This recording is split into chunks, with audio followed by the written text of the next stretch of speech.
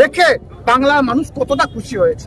আর একটা অন্য প্রসঙ্গে, কালকে অনুব্রত মণ্ডল বোলপুরের একটি অনুষ্ঠানে বলেছে যে তিনি বিধায়ক হতে চান না, জেলা সভাপতি হতে চান না, তিনি মানুষের হয়ে কাজ করতে চান।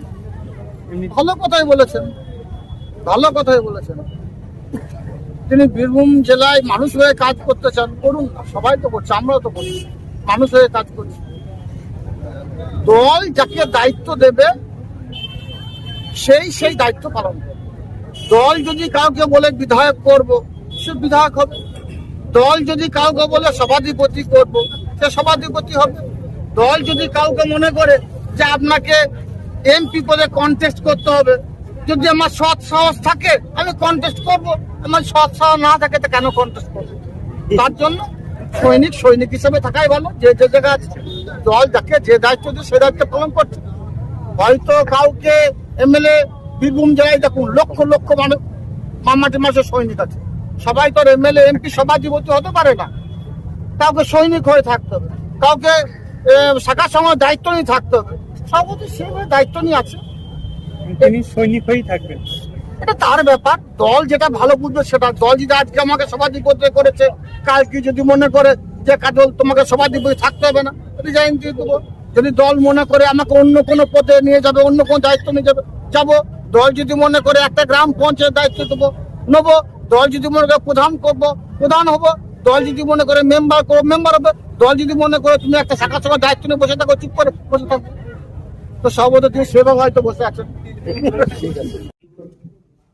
একটা দেখান তো কোনো মিটিং এর লোক কম হয়েছে কিনা।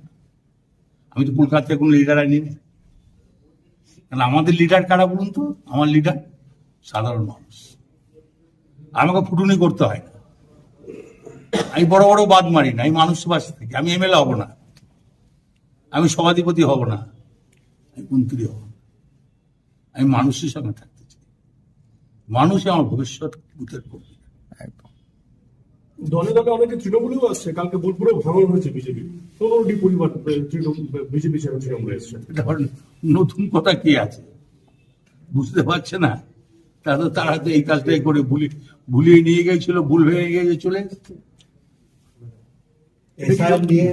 মানুষ খুব আতঙ্কিত। তার জন্য মমতা ব্যানার্জি ডাইরেক্ট গিয়ে সুপ্রিম কোর্টে গিয়ে লড়াই করল।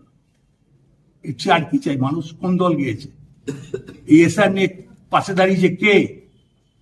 আর তারা এসআর যেটা সম্পূর্ণ অন্যায়, মুসলিমদেরকে নিয়ে প্রচন্ড হ্যারাস করা হচ্ছে। কেন? কি অন্যায় করেছে তারা? তারা কি এই বাংলার মানুষ নয়? তারা এই ইন্ডিয়ার মানুষ নয়? না, পদবি নিয়েও দাদা লজিক্যাল ডিসক্রিপেন্সি সুপ্রিম কোর্ট, কিন্তু মমতা ব্যানার্জি 26 মেনে নিয়েছে। ঠিক আছে। লক্ষ্মী ভান্ডারটা নিয়ে তুমি একটু বলো।